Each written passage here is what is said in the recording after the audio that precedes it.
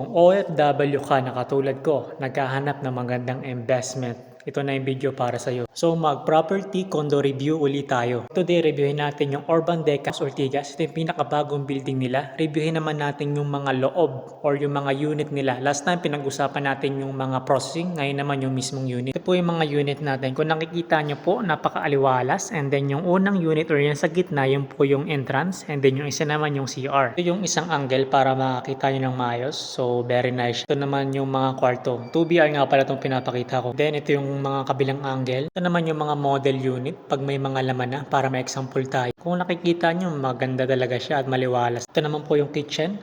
Oo nga pala, meron tayong 2 types of 2BR. Meron tayong sukat na 30.60 square meters and 35.57 square meters. And meron din po tayong 3BR, sukat na 42.7 square meters. Karamihan bumibili ng mga unit ay mga pangpamilya na. And then panalo ka talaga dito. Bakit? Kasi hindi masyadong malaki unit, hindi rin masyadong mahal. As low as 5,000 lang, cash out, may sarili ka ng property and makakalipat ka na agad. Kasi may promo kami this April. Hanggang April na lang, kaya paunahan na lang sa discount. Siyempre, sa mga OFW natin, sa mga hindi pa alam kung sa magandang investment dito, panalong panalo, walang talo sa real estate. Kung wala ka pang balak umuwi sa Pilipinas, pwede mo siya gawing negosyo, mas panalo.